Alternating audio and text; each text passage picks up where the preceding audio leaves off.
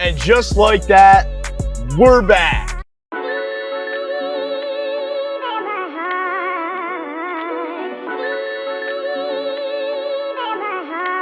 A16, turn me up.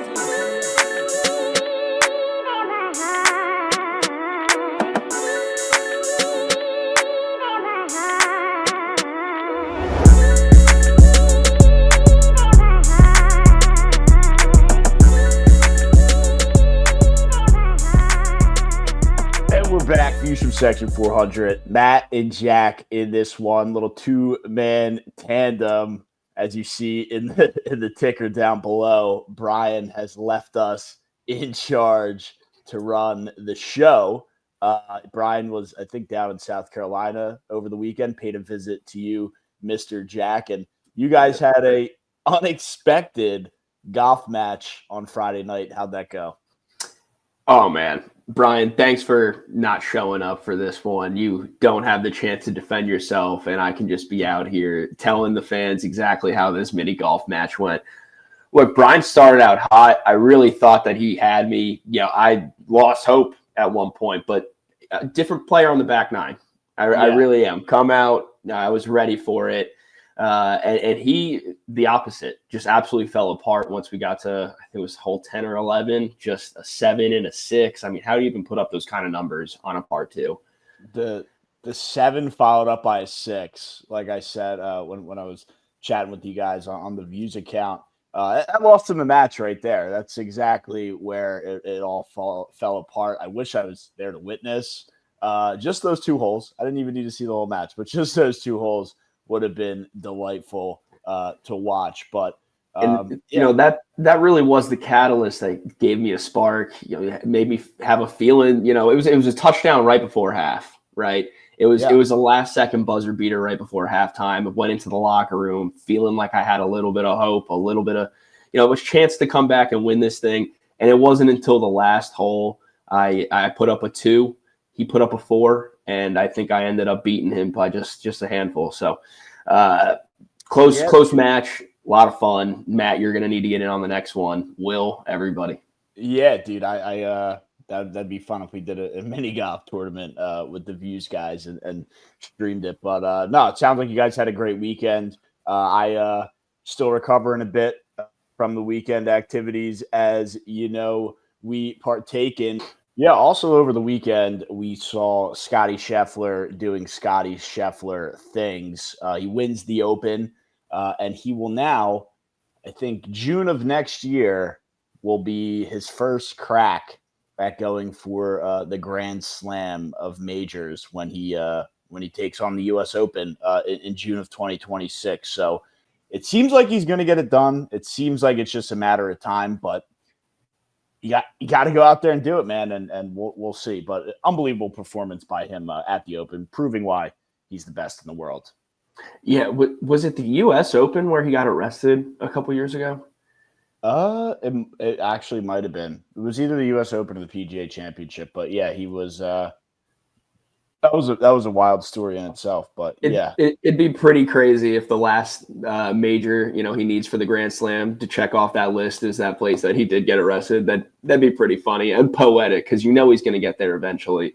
Scottie dominated this weekend. Came into the last day on top and just didn't look back at any point. There was one shaky hole he had the entire day. Double bogeyed on, but other than that, hitting pars, hitting birdies like it was his day job. And really like the last 5, maybe 6 holes, he was just playing so free and fun. And I know that's sort of what these guys always try to do, but when it's late day Sunday and you're trying to get that number 1 spot, usually pretty tough to keep your cool. He does it really well, but he had 5 strokes up on everybody towards the end. I mean, he was laying up putts and didn't really have a care in the world. And that's what happens when you play good all weekend until the last little bit. A lot of times you do have a little bit of wiggle room, and Scottie just dominated this weekend.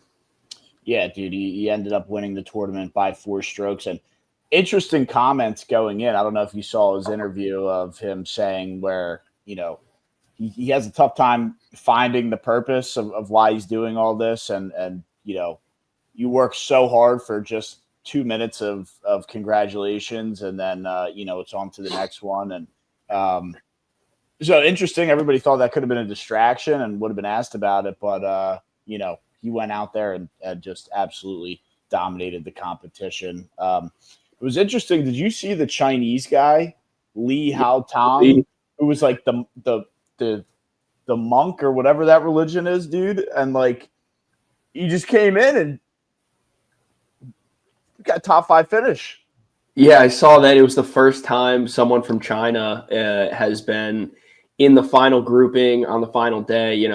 Paired up with Scottie. I mean, he was clearly having a lot of fun out there, Lee, and I was having fun watching him. I mean, I'm a fan now. Normally, I'm only rooting for the American golfers. No disrespect to any other country specifically, but yeah, I mean, he's got a fan in me now. He was enjoying himself. There was one point where he was yelling at some fans like, duck, like, you're in my way. I was like, that's awesome. Like, he's just a guy out there doing his best and having fun. And we definitely, I hate to be the untraditionalist here. I know golf is very pure and has a lot of respect and class and all that, but I like when guys are having fun out there. Agreed. And yeah, I don't know if you saw just kind of like some other headlines on the tournament. Bryson DeChambeau, I think, started. He was 6 over on day one and really looked like he was going to miss the cut and be on a plane ride back to the United States on Friday evening. But just, such a test of just adversity and just, easily could have gave up and just coasted his way through that second round and packed it in for the weekend. But shot an unbelievable round on Friday to get himself right to the cut line. And then, somehow, some way, I mean, he was tied for 144th. Probably should have missed the cut. And like I said, been on a ride home, but he musters out a top 10 finish, which is a great showing. And really just imagine betting Bryson for top 10 and he's sitting in 144th place. And you're like, well, this is cooked. Yeah, and then he just goes and does that. So a cool little story in itself there. Ultimately didn't win the tournament, but really just the battle. Adversity. Like so many guys will just give up and just pack it in and say it's not their week or not their weekend. And that's a fighting spirit right there, and it's always good to see. Yeah, definitely got a lot of respect for Bryson for that. Like you said, super easy to just throw in the towel when you don't start great. And, every shot matters leading up to the final shots on Sunday. That's why Scottie, I talked about it earlier, that's why Scottie was sitting pretty the whole time. He was locked in all weekend, was phenomenal. And then you get down to the very end of it, and he had some wiggle room to play with. And, a lot of credit to Bryson, Scottie, all the guys. Yeah, Lee, it was. my boy Lee. Yeah, dude, you went out there and he, wasn't expecting him to show up and show out. And quite frankly, didn't even know who the guy was until, sitting there like, who's this Lee guy? Like at the top of the leaderboard after round one. But, it's he was one stroke away from taking fourth place, solo fourth. Yeah. He, top 5. I'm sure he got a decent payout. I don't know what the exact figure is, but definitely there were like maybe 4 or 5 guys tied for 5th. Yeah, it was Lee, Fitzpatrick, and Wyndham Clark were tied for 4th, and then Schauffele, McIntyre, and McIlroy were tied for 7th. And then Scottie Scheffler, Harris English, and Chris Gotterup were 1, 2, 3. So always good to see the Americans just fill out the what do they call that? The placing positions 1, 2, and 3. Over in the UK, it's a good sense of pride and always good to do. So love to see that. Yeah. The Americans shout out Gotterup. What a last name, dude. Guy's a beast, dude, out there running around with the chain on, dude. Like, absolute legend. Yeah, dude, absolute legend. And 26 years old, so still kind of making his footing. He did win the Scottish Open last week, and then goes out and puts in a heck of a performance and really kind of making a name for himself here on the PGA Tour. So good to see. from him, and we'll see if he's a name for the Ryder Cup in the fall. I don't know if he'll get it. I think it might come just short, but we'll see, man. He's playing really good golf, and the other thing is I don't know how. I don't know when those rosters lock or who gets picked, who doesn't get picked. I think the only thing we know is Scottie Scheffler will be on that team. Sure as heck. Yeah, so in the NFL world, we saw a couple headlines drop this week. Philadelphia Eagles win best team at the ESPYs. TJ Watt signs a massive extension to stay in Pittsburgh. And, I kind of want to jump right into that because there was a lot of speculation, and I even know he was linked to the Eagles in a potential trade deal. And, didn't really know what was going to happen there, but somehow, some way, I mean, I just feel like the Steelers are never that team that breaks the bank huge on guys like this, or at least it just doesn't feel like they are. But 3 years, $123 million. Jack, your thoughts? Yeah, well, I completely agree that the Steelers are the kind of team they'd rather let you walk than have to pay you the big bag. Mm-hmm. Having said that, if there's somebody that's come through this franchise since the Super Bowl days with Palomalu and Big Ben and James Harrison, those guys you were paying, TJ Watt's that guy. I mean, He deserves it more than anybody else has put on the orange and blue, the gold and yellow, or yellow and black. Excuse me, black and yellow. I am feeling like Brian trying to do this right now, but he's definitely the best who's put on that black and yellow in a while, and he's been the best defensive player in the league, bar none, outside of Aaron Donald, who is now retired, for like the past 5, 7, 8 years. I mean, he has just been amazing. Yeah, absolute game record. They don't make defensive players as impactful as TJ Watt. So pay that man the money. I'd rather have him than just about anybody else in the league. Who you taking, TJ Watt or Myles Garrett? TJ Watt. Really? If he's got to be healthy. That would be the only comparable for me. I mean, those two right now, two top dogs. I mean, those are the two. Totally agree. Like if you have those two guys, and there's Max Crosby's up there. I would put him in like an elite tier. And I'm sure there's a couple other. Max Crosby is definitely up there too. And actually, it might be fair to say he's on the same level as TJ Watt. He just doesn't get the same shine being in Las Vegas. But Max, the list is short. It's Myles Garrett. It's Max Crosby. I don't think I feel comfortable putting Micah Parsons up there with those guys. Trey Hendrickson out of Cincinnati just led the league in sacks last year. He's definitely up there. So, not too many guys you can compare to TJ Watt. Good job on the Steelers, paying him. You're bringing in Aaron Rodgers. You bring in DK Metcalf. Rodgers saying this is his last year. You got to go for it all. Yeah. You can't let a guy like TJ Watt walk. Simple as that. No, and they've already, going out and getting Rodgers. They get DK. They bring Darius Slay over, which, his clock is expiring for years left. They bring Jalen Ramsey. Like, it's clearly an all-in win now, 1 year to go for it move by the Steelers. And it wouldn't have lined up with what they were doing based on the offseason to then just not go and pay TJ Watt. I think it would have been the biggest mistake, and everything that they would have done up until this point would have just been pointless and just throw it out the window. Like, it's like, what are you doing? You just paid these guys, you traded, and then you're not going to pay arguably probably the best D end in football, or, and if he's not he's on the same level as other guys you can compare him to. But it would have made no sense. So, like you said, good job for them. Best D end in football, probably the best defensive player in football. And no, you're completely right. If they don't find a way to keep him on the team, everything they've done to this point, the Ramsey, the Rodgers, it's all mute. It's all for nothing. And that's actually kind of how I was feeling when they let Pickens walk at first.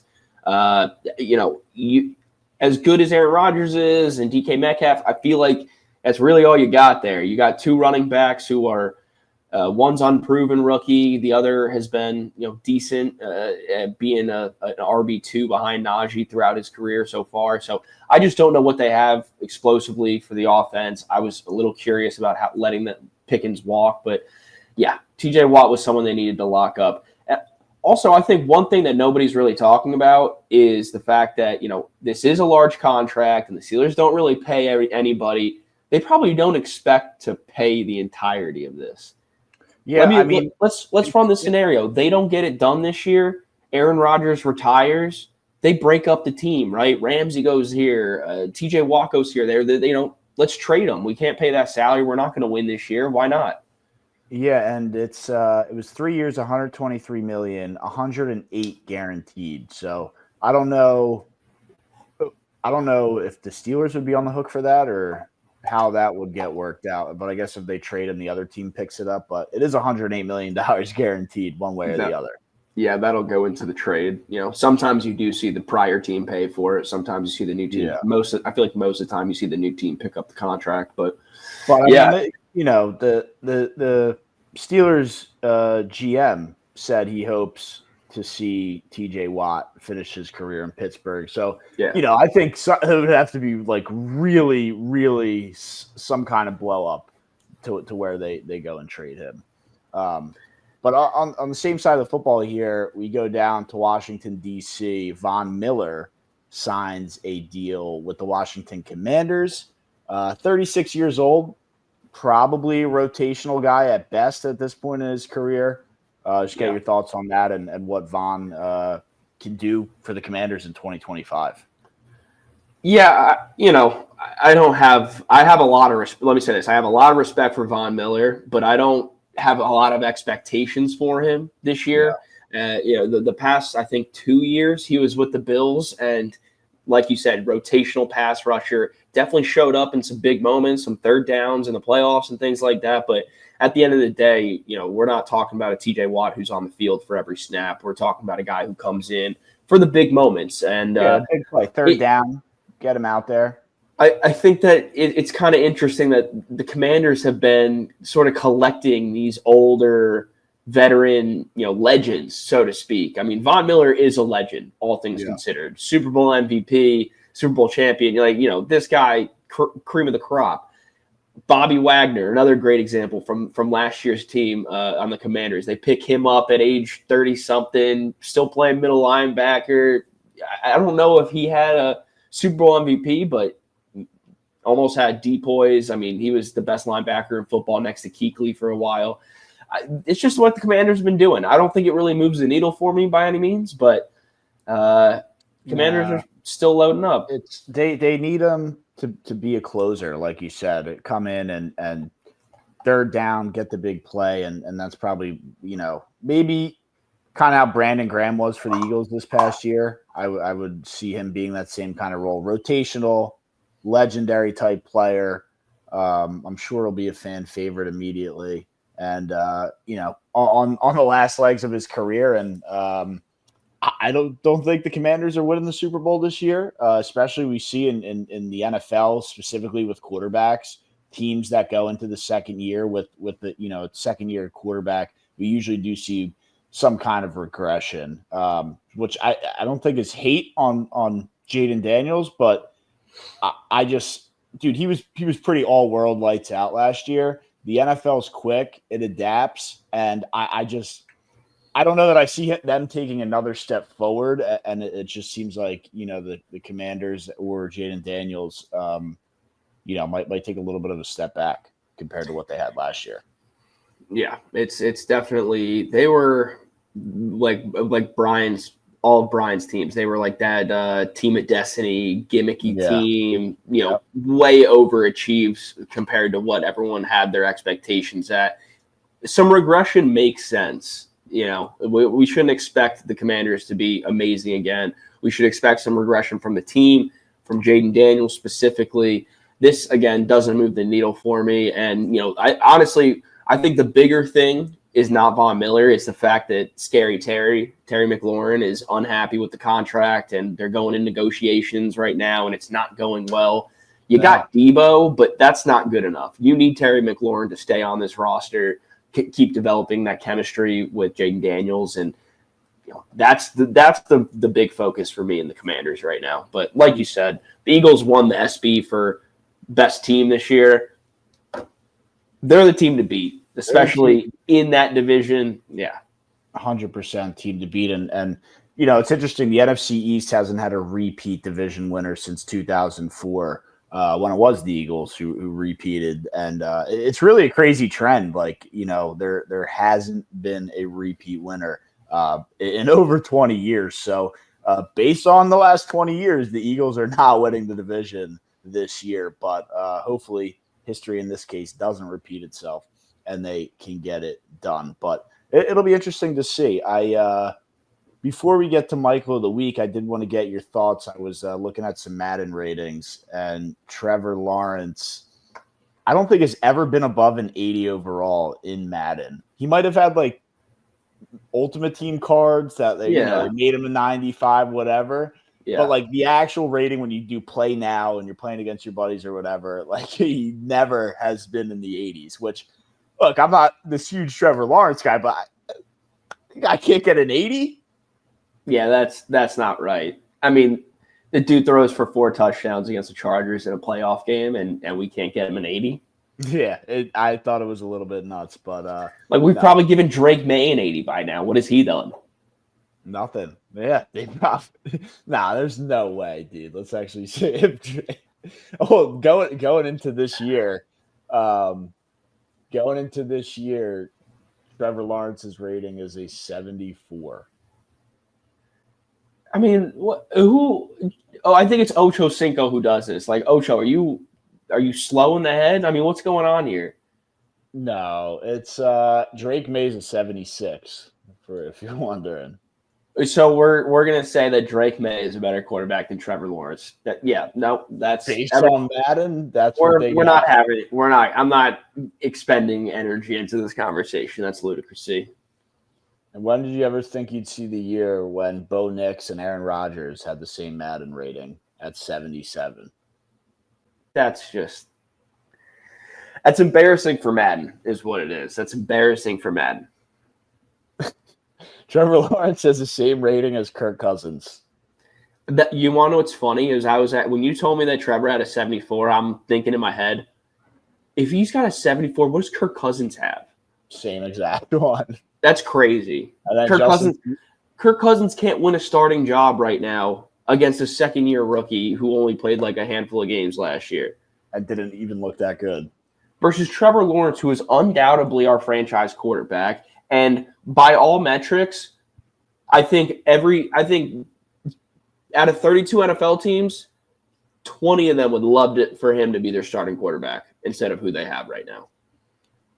Yeah, I mean, I could see it. Let's go. I think that's a fun game to play before we do Michael of the Week. What team would you take if we go through the quarterbacks here? Who would take Trevor Lawrence?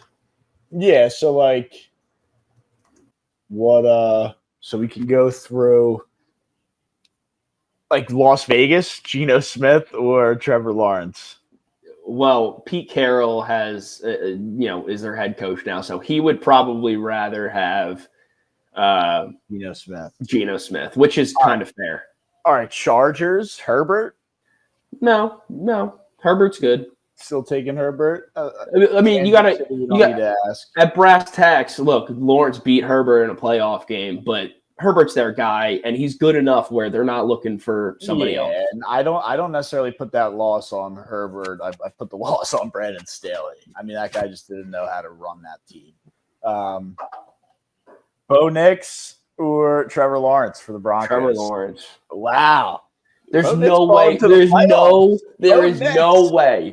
Bo Nix re-energized, brought life back to that franchise. Brought to the playoffs as a rookie. Because they had Trevor Siemian and Brock Osweiler for the past 5-6 years. It was terrible for them. I can understand that they love Bo Nix, but based on what I saw last year, right now I'm taking Bo. I'm rolling the dice with Bo Nix. I got to be honest with you. If you put yourself in Broncos fan shoes, you would rather have Bo Nix and Trevor Lawrence. like not to be a dick, but like based on what I saw last year, like No, yeah, I'm rolling curious. I'm rolling with Bo Nix based on what I saw last year. Okay. I think there's too inconsistent with Lawrence, the injuries, and Bo Nix was a rock star last year, dude. I mean, 10 wins, bring him to the playoffs. I like Bo Nix. But all right, here we go. Anthony Richardson or Trevor Lawrence? I think That's I'm not with a you question. here. I'm with you here. That's Trevor. Okay, we don't know, but who's it? Cam Ward for the Titans? I mean, he's their know. he's their shiny new toy. They're happy about him. And the Texans are obviously happy with Stroud. You know, the Colts would definitely take any of the other quarterbacks in division and start them day one. I think so as well. Dolphins, Tua. I can guarantee you Mike McDaniels would rather have Trevor Lawrence. Maybe. I could see that. New York Jets, Justin Fields. Trevor, man. Come on. We'll see. He's coming in hot this year. Jay Fields for all the glory. Drake May or Trevor Lawrence? Drake May shined a little bit last year. Yeah, I mean, I know Patriots fans are really optimistic about him, and they should be. He's going to be coming into year 2, and could be a good year. Yeah, you know, it's interesting. You taking this bet, Patriots to make the playoffs plus 115. You got 2 games against the Jets, 2 against the Dolphins. That's like should be 4 wins. No, I'm not buying the Patriots or a playoff team. No shot. I'll give that a Matt Colin 0% guarantee. Really? I will. 0% plus 115. You know better than Vegas. I do. I wouldn't be surprised if they made it. Who's more of a playoff team, the Patriots or the Panthers? We should say who makes it first. Oh man, I'm gonna go with the Patriots, okay. But the Patriots make it first, but the Panthers have a better chance this season to be a playoff team because of the weaker division. There's no shot that the Patriots can overtake the Bills this season. No, Josh Allen stays healthy. He's not losing that division. That's a very fair point. The divisions are definitely totally different there. But AFC North, dude, pretty loaded. Other than the Browns, I think maybe who do the Browns have? They signed Kenny Pickett from the Eagles. They got Shedeur Sanders. Joe Flacco, Shedeur Sanders. They kind of just got a circus room over there, but excuse me. Dylan Gabriel. Maybe they take him. I don't know. That's like I think they would ship out their 4 quarterbacks sitting in no man's land and take an actual quarterback. Yeah. Maybe. That's just a weird quarterback situation. No quarterback seemed to ever do well in Cleveland, so I don't know that Trevor would want to go there. Matt Stafford or Trevor Lawrence? I mean, given he's at the year. For this year, no. I mean, Stafford, man. He won you a Super Bowl out there. 49ers, Brock Purdy. I mean, they just signed him. Now, I mean, he's a controversial one. Throw that out the window. Just like who do you think they'd rather take? Throw the money out the window. Who's locked up? Who's not? Brock Purdy, Trevor Lawrence. Yeah, I think that's a really tough one. Again, I'm for all of these, I'm putting myself in like the shoes of the Niners, like their fans, their coaches. Like, who would we rather have out there? I feel like their fan base is very split about how they feel about Brock Purdy. A lot of them love him and are happy he's the QB1. A lot of people are not happy. So I can say that confidently, that's probably the biggest one so far where I could see it going either way. Yeah, definitely a 50-50 call on that one. Seattle Seahawks.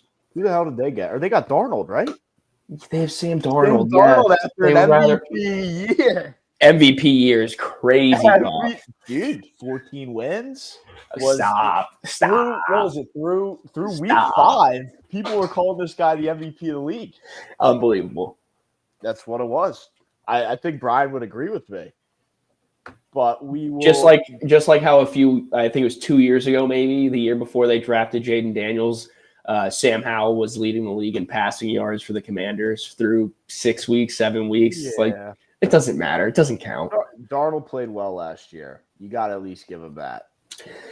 He played well, and I will give him that. 14 games or whatever they won. He didn't play well enough for me to be, if I'm a GM, if I'm the GM of the Seattle Seahawks, I'm like, oh, that's my franchise quarterback moving forward. No shot. Well, they paid him to be one. They did. Arizona Cardinals, Kyler Murray. I think I'm still rolling with Kyler. That could be a tricky one. Me personally, if I'm a Cardinals fan, like I'm rolling with Kyler because I believe in Kyler personally, but I feel like a lot of Cardinals fans are done with him. Yeah, it's just inconsistent play.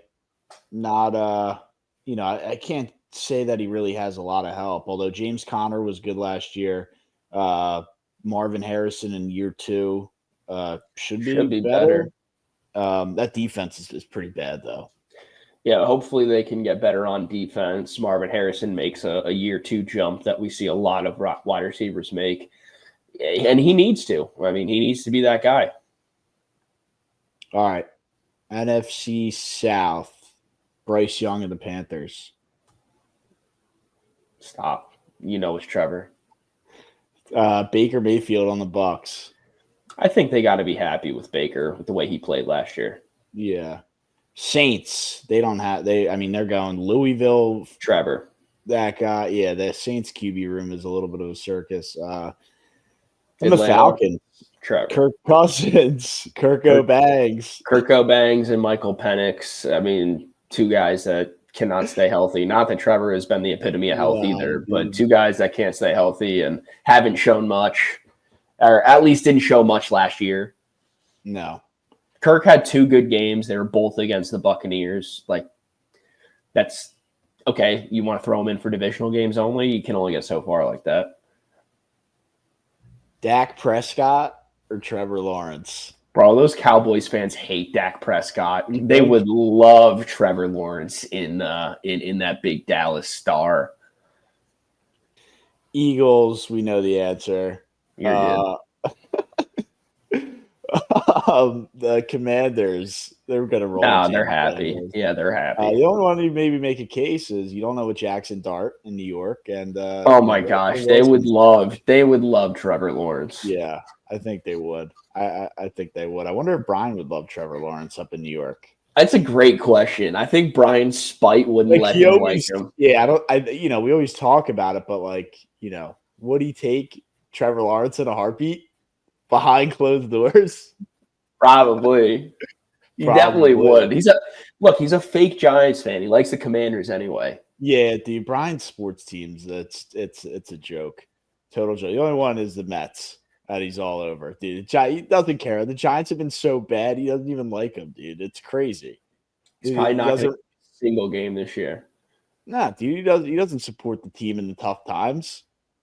He's already a Commander fan, dude. I love that he's not here to defend any of this stuff either. He's been getting grilled this show. We'll go JJ McCarthy off a major leg injury on the Vikings. Yes, they would much rather have Trevor. Yeah, I'm not that I'm rooting for JJ McCarthy to do bad, but I can't say I'm not sold on that guy. I don't know that he strikes me as franchise quarterback. Michigan didn't win a national title because of JJ McCarthy. I mean, good game manager, but you got to be more than that in the NFL. Yeah. Green Bay, Jordan Love, you're probably rolling with Love. Yeah, they're going to roll with Love the same way. If you ask a Jaguar fan if he'd rather have Lawrence or Love, he'd roll with Lawrence because I feel like what we've seen from both of them so far is pretty on par with each other. We've seen some success and we've seen some spectacular, but we've also seen the inconsistency and, that at times looking like, dude, do you know what you're doing out there? So, yeah, I think that it's very fair to say Jordan Love and Trevor Lawrence are in a very similar position. I think that's going to flip this year, though. I expect big things from this offense. Detroit, Jared Goff. I mean, come on. They have to rather have Trevor Lawrence, right? Really? Like Jared Goff has been that guy, and I think Detroit loves him, but at the same time, like Trevor Lawrence and Jared Goff with like a few extra, couple extra, less seasons in the NFL. He's got a little less wear and tear on him. He can move a little bit. Yeah. Goff can't move. No, but they did come off the crazy year. All right. Chicago Bears, Caleb Williams. If I was a Bears fan, I'd rather have Trevor Lawrence. Really? Yes. Why? I have zero faith in Caleb Williams. Zero. None at all. Zero. Why? Him and his painted fingernails are never winning me a Super Bowl. Yeah. Simple as that. I won't go that far, but I also, it's a wait and see for me. I'm definitely not sold yet. But we'll wait and see. That's what we do. But that's all the teams. So I don't know how many we had there, but it seems like at least half the league. At least half. That's funny. All right, let's get a little Michael of the week out before we wrap us up here. We'll jump into now the Michael of the week, presented always by SeatGeek. Use code VIEWSFROM400, $20 off any ticket or concert on the app. We love our guys over at SeatGeek. That's VIEWSFROM400, $20 off your first purchase. So head on over there, get some SeatGeek going, and enjoy the summer months, man. Clock's ticking on your outdoor activities before the winter comes back. That's code VIEWSFROM400. Let's get into Michael. All righty, the Michael of the week. Mr. Jack, are you loaded up and ready to rock with something? Yeah, no. So I was watching some flag football today. 14U flag football hosted by, NFL. There was there was an incredible game that the Jacksonville, Florida, Jaguars team put up today. A record-breaking 42 points in this tournament. Tournament record, 42 points. They play like two halves. They're like 10 minutes apiece. And somehow, some way, they put up 42 points. First play of the game, picked off the ball. They had 3 or 4 like 80-yard touchdowns. It was crazy. It was crazy. Yeah, it's pretty unbelievable. How many points? 42. They won. They ended up winning like 42-7, maybe. Where was this game played? ESPN's Orlando place. Yeah. And what happened? They put up the most points ever for flag football in this flag football tournament. Dropped a 42 burger on the Buffalo Bills represented team. Really? Yeah. So that one felt good. To be going for the Olympics? No. These are 14-year-old kids, Matt. Oh, I didn't catch that part. I thought it was like a pro league. No, my girlfriend walked in on me watching flag football. She's like, "Why are you watching flag football?" And I'm like, because this is the Jaguars team. I gotta watch it again, get my Jaguar football fix in. And then live sports have been so pitiful like these last couple weeks. I had it double box with the open, and then the star wide receiver for this, it's star wide receiver and safety. He had like a couple pass breakups, interception. I think he had his stat line at like halftime was like 5 catches for 100-something yards and 2 touchdowns. The kid's a savage, but he's in an interview after the game. They're interviewing him, and she's like, my girlfriend, she's like, why does he have braces? I'm like, yeah, he's 14. She's like, so not only are you watching flag football, you're watching 14-year-olds play flag football. I'm like, yes, this is what we have. This and Scottie Scheffler running the table. No, it's funny, but yeah, good for them and representing the NFL teams with 14-year-olds. So good stuff there. My Michael of the week, I jump over to the baseball diamond. Through the All-Star break, the Phillies averaged about 325,000 viewers per game within the Philly TV market, which is NBC Sports Philadelphia. And then occasionally they'll do NBC 10, which is like the national. That's more than any other team in baseball, including 20% more local viewers than the New York Mets, the second most watched MLB team in the country on local TV. I think my big takeaway from that is that Mets fans they don't watch regular season. They don't care. It's completely well. fine. My big takeaway is that the Phillies are number one and the Mets are number two. But you guys are you and Matt. Oh my God, you and Brian follow the two like most beloved MLB teams. Is what I take from that. Yeah, and you got all the fake Yankee fans and all the fake Dodgers fans out there. Yeah, Yankee fan, they're all over the place. Phillies and Mets fans, man, they lead the local markets, TV viewership. They care. I respect that.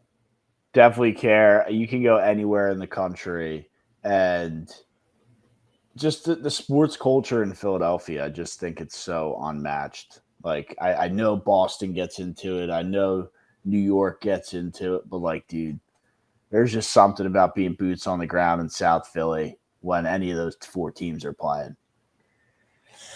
Yeah, I can definitely say that I do have an appreciation for the amount of life that you guys give to your sports. I mean, you guys definitely care more than most other cities, so I can tip my cap to that. Yeah, and I also just wanted to, Phillies fans are more into it than Mets fans is what we got there. All you fake Mets fans, Brian. What it is. So the Phillies have both the highest rated local TV broadcasts in America and the most raw viewers, beating the loser Mets by over 50,000 per game, despite the New York market being 3 times the size of the Philadelphia market. So let me ask you, Matt, who released this? So I think the Inquirer obtained the numbers from, I don't know. I don't know how they get the numbers, but it is the numbers. It just sounded like somebody from Philly media wrote this, and Well, the numbers are legit, and then somebody like quote tweeted it, and then was like, "Phillies are beating the loser Mets by over 50,000 per game, despite the New York market being 3 times the size of the Philadelphia market." It's what it is. Yeah. I mean, they do have to compete with another team in their city. I'll give them a little bit of slack. Yeah, whatever. I'll take the win. But what's next, dude? I think that's the Michael of the week, and that might be the show. That might be the show. Well, we appreciate everybody tuning in, as they always do. We hope you liked the uninterrupted sports conversation. Hope everybody has a good week. That's all I got. Peace. Brian, come back next time. Yep. Happy anniversary. You are now in the mix with DJ Savage. I don't know how to stop this. You gotta stop the recording, dude. I don't know. End recording. All right. There we go.